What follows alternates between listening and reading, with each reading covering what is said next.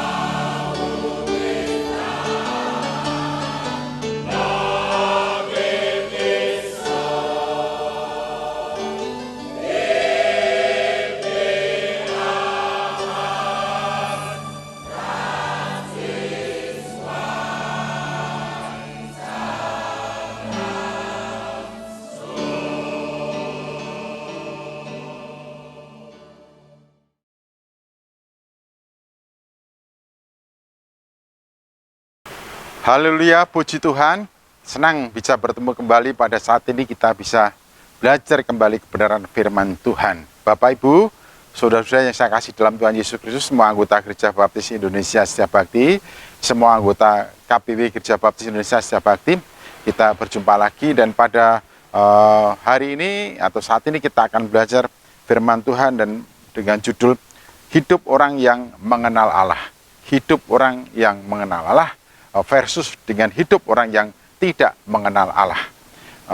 Pelajaran firman Tuhan didasarkan pada Efesus pasal 4 ayat 17 sampai dengan 20. Efesus pasal 4 17 sampai dengan 20. Saya akan membacakan firman Tuhan ini, Efesus pasal 4 ayat 17 sampai dengan 20. Demikianlah firman Tuhan. Sebab itu kukatakan dan kutegaskan ini kepadamu di dalam Tuhan. Jangan hidup lagi sama seperti orang-orang yang tidak mengenal Allah, dengan pikiran yang sia-sia dan pengertiannya yang gelap, jauh dari hidup persekutuan dengan Allah, karena kebodohan yang ada di dalam mereka dan karena kedegilan hati mereka. Perasaan mereka telah tumpul sehingga mereka menyerahkan diri kepada hawa nafsu dan mengerjakan dengan serakah segala macam kecemaran. Tetapi kamu bukan demikian, kamu telah belajar mengenal Kristus.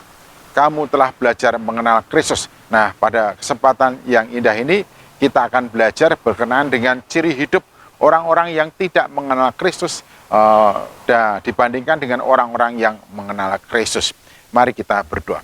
Tuhan Yesus Kristus, kami mohon pertolongan-Mu supaya pada saat ini ketika kami belajar firman Tuhan, Tuhan memberikan pencerahan kepada pikiran dan hati kami, supaya kami hidup sesuai dengan kehendak dan karya-Mu di dalam kami melalui kerja karya Roh Kudus. Terpujilah Engkau kekal untuk selama-lamanya. Dalam nama Yesus kami berdoa.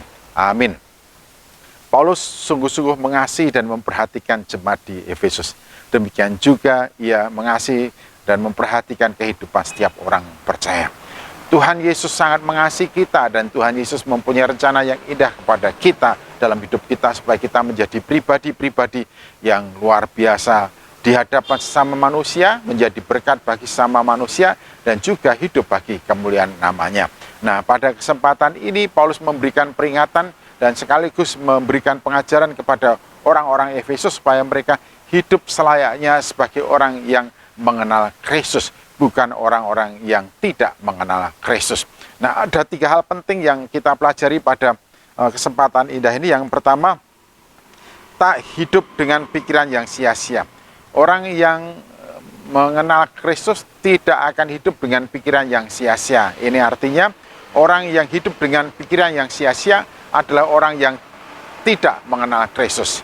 Kemudian yang kedua di sini, orang yang mengenal Kristus tidak hidup dengan perasaan yang tumpul.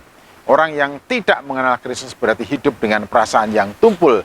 Dan yang ketiga, kita harus hidup dalam persekutuan dengan Allah oleh karena kita telah mengenal Tuhan Yesus Kristus. Pertama, setiap orang percaya, setiap orang Kristen, setiap orang yang hidup di dalam Kristus, ia mengenal Kristus. Sudah barang tentu ia tidak hidup dengan pikiran yang sia-sia.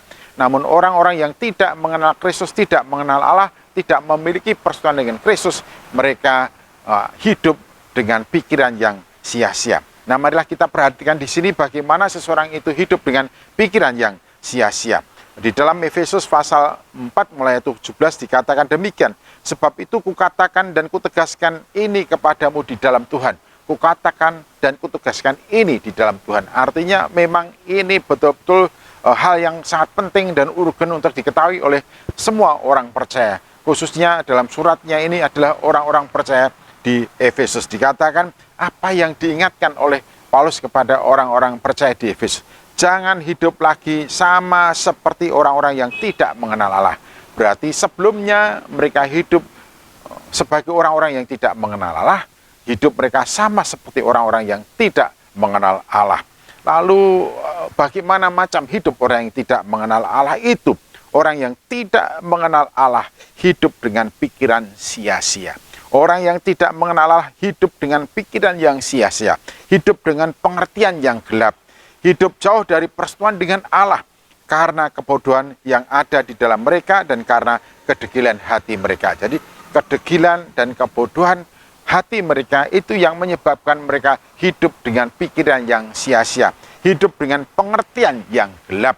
Dan ini adalah ciri hidup orang-orang yang tidak mengenal Allah, hidup dalam kedegilan dan kebutuhan hati, sehingga mereka hidup dengan pikiran yang sia-sia. Artinya orang yang tidak mampu mengenal maksud, kehendak, dan keinginan Tuhan dalam hidupnya akan hidup didasarkan kepada pikiran yang sia-sia, akan hidup didasarkan kepada pengertian yang gelap.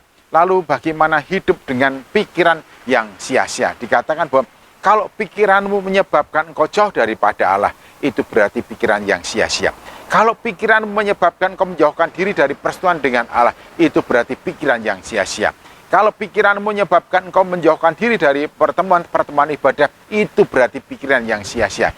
Kalau pikiranmu menyebabkan engkau menjauhkan diri dari persekutuan dengan sesama orang percaya, itu berarti pikiran yang sia-sia. Kalau hidupmu menyebabkan engkau menjauhkan diri dari Allah dan juga sesama, berarti hidupmu dikendalikan dengan pikiran yang sia-sia.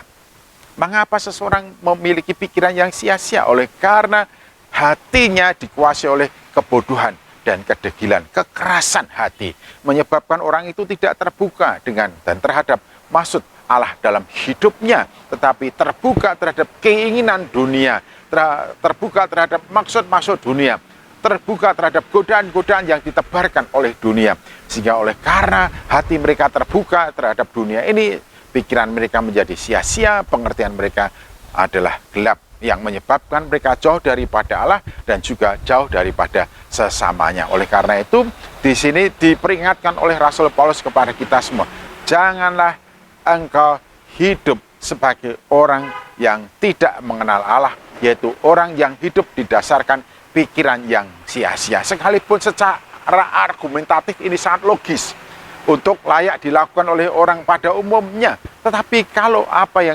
kalau hasilnya menyebabkan kau menjauhkan diri dari persekutuan, dari pertemuan ibadah, dari kehidupan bersama dengan orang percaya, dari kehidupan beribadah kepada Allah, dari melayani Tuhan, sesungguhnya kita telah dikendalikan oleh pikiran yang sia-sia. Banyak sebetulnya aktivitas, kegiatan macam-macam yang merupakan buah dari pikiran yang sia-sia, buah dari pengertian yang gelap, yaitu segala aktivitas di dalam kehidupan kita yang membuat kita menjauhkan diri dari Allah, menjauhkan diri dari gereja, menjauhkan diri dari persekutuan orang percaya, menjauhkan diri dari ibadah, menjauhkan diri dari pelayanan. Itu adalah pikiran yang sia-sia. Apapun alasan yang kita ketengahkan, argumentasi yang kuat sekuat apapun, kalau itu menyebabkan kita tidak beribadah, itu adalah pikiran yang sia-sia. Oleh karena itu Paulus sungguh-sungguh memberikan penegasan kepada kita semua, supaya kita tidak hidup dikendalikan dengan pikiran yang sia-sia. Bapak, Ibu, dan saudaraku yang saya kasih dalam Tuhan Yesus Kristus, apakah kira-kira masih ada ya orang yang mengaku diri sebagai orang percaya tetapi masih dikendalikan dengan pikiran yang sia-sia?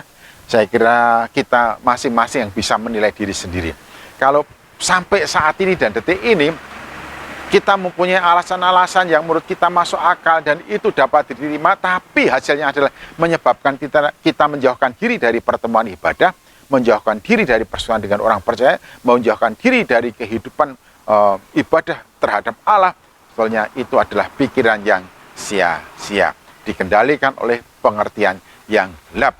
Artinya perbuatan kita dikuasai oleh kegelapan. Kemudian yang kedua, apa yang diperingatkan oleh Paulus dengan serius?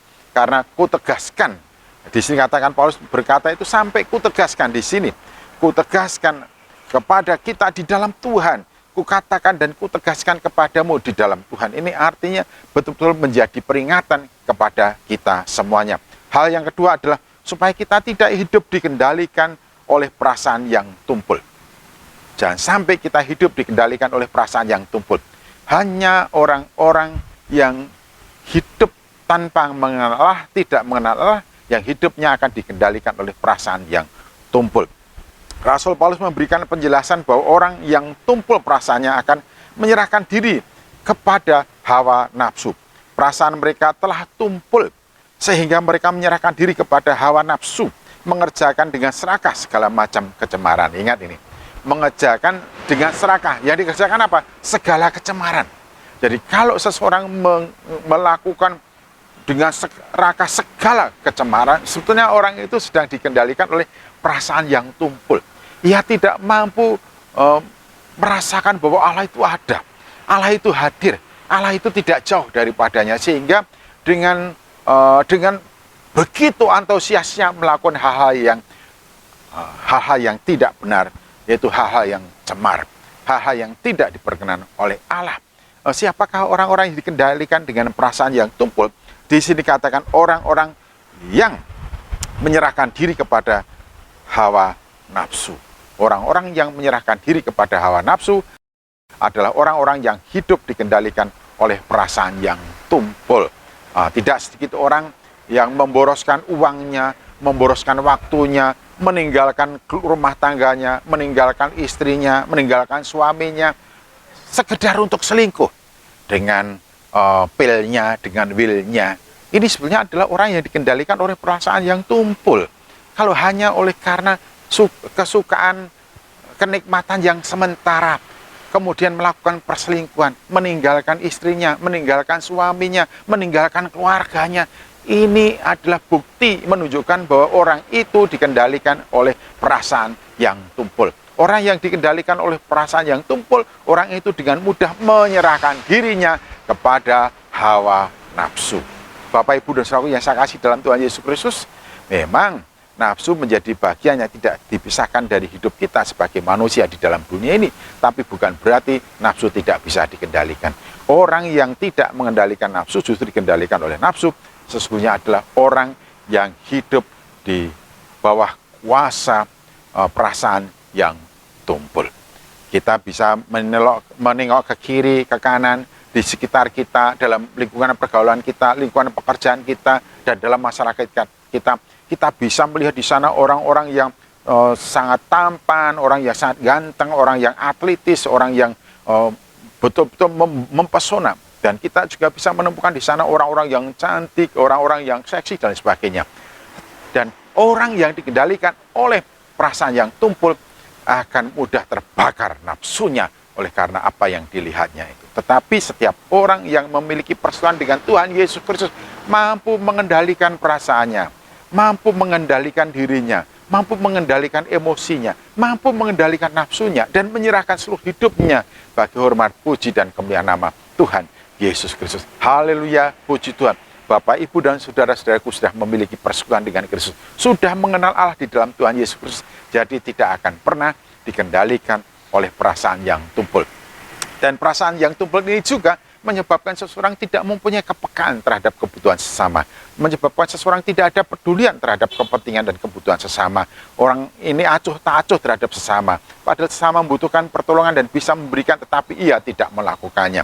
Jadi kalau kita tidak punya hati simpati, empati, dan peduli terhadap sesama, dunia ini juga kita hidup dikendalikan oleh perasaan yang tumpul. Karena itu Tuhan Yesus Kristus memberikan nasihat kepada kita melalui Paulus berkenaan dengan dua hal yang pertama tadi, dua hal yang sudah kita pelajari, supaya kita tidak dikendalikan oleh pikiran yang sia-sia, supaya kita tidak dikendalikan oleh perasaan yang tumpul.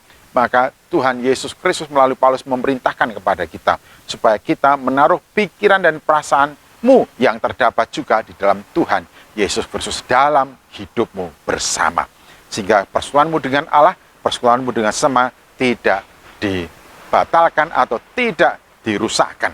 Nah, yang ketiga sekarang, orang yang mengenal Allah hidup dalam persekutuan dengan Allah.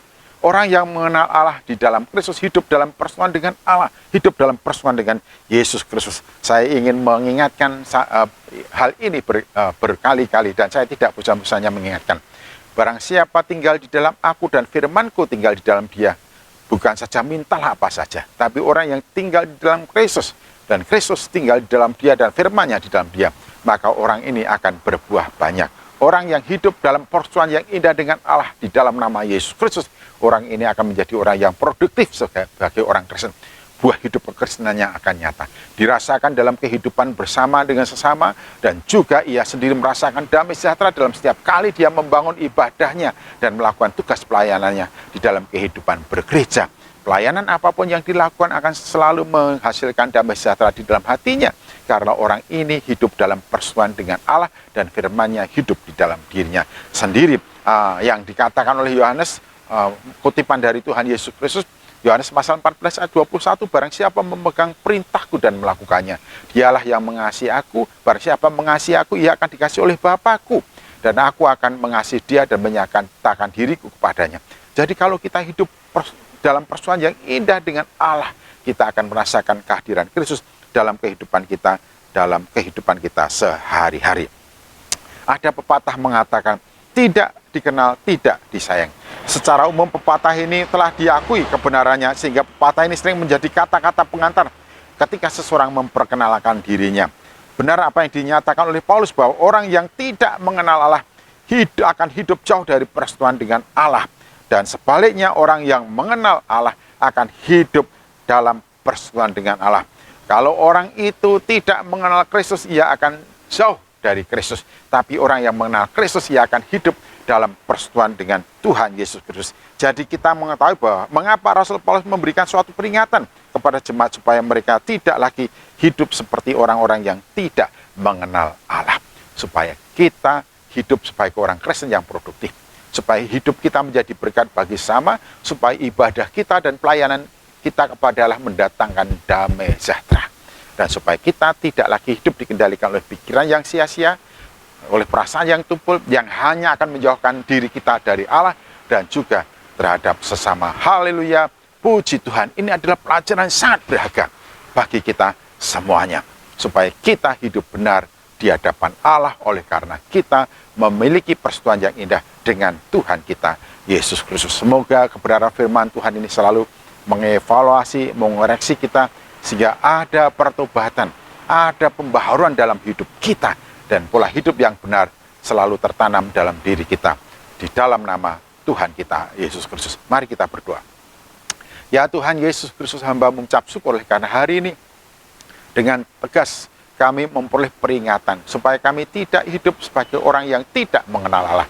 Tapi biarlah kami hidup sebagai orang yang mengenal Allah, mempunyai persekutuan yang indah di dalam Engkau oleh karena Yesus Kristus. Hidup kami tidak dikendalikan oleh pikiran yang sia-sia, hidup kami tidak dikendalikan oleh perasaan yang tumpul, sehingga hidup kami dikendalikan oleh Allah di dalam Kristus sesuai dengan firman-Mu. Kami bukan saja memiliki yang indah dengan Engkau, tetapi kami juga mampu menjadi berkat bagi sesama kami, hidup bagi hormat, puji, dan kemuliaan nama Engkau oleh karena kasih-Mu kepada kami. Dalam nama Tuhan Yesus kami berdoa dan menyerahkan seluruh jemaat Allah Sidang Jemaat Gereja Baptis Indonesia Setiap Bakti ke dalam tangan kuasa-Mu.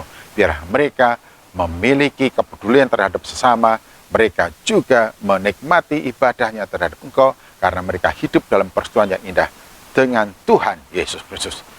Haleluya, amin. Puji Tuhan, Tuhan memberkati.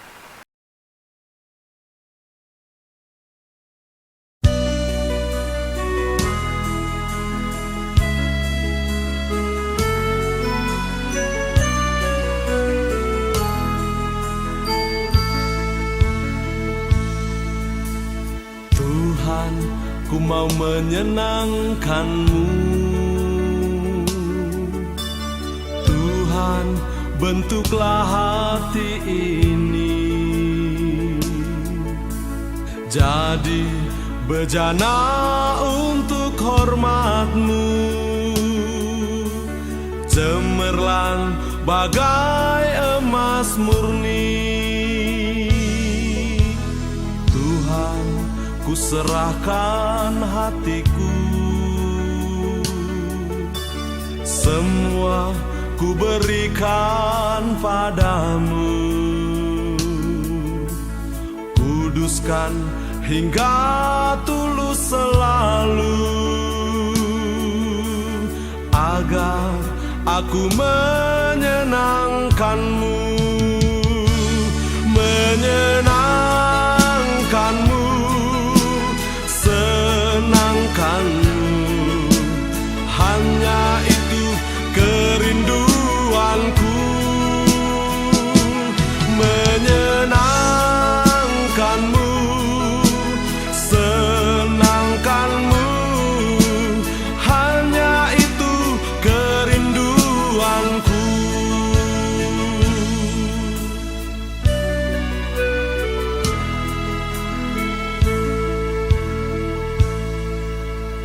Tuhan, ku mau menyenangkan-Mu, bentuklah hati ini jadi bejana untuk hormat-Mu, cemerlang bagai emas murni. Tuhan, ku serahkan hatiku, semua ku berikan padamu. Kuduskan hingga tulus selalu, agar aku menyenangkan-Mu, menyenangkan-Mu, senangkan-Mu. Hanya itu kerinduanku, menyenangkan-Mu, senangkan-Mu. Hanya itu kerinduanku.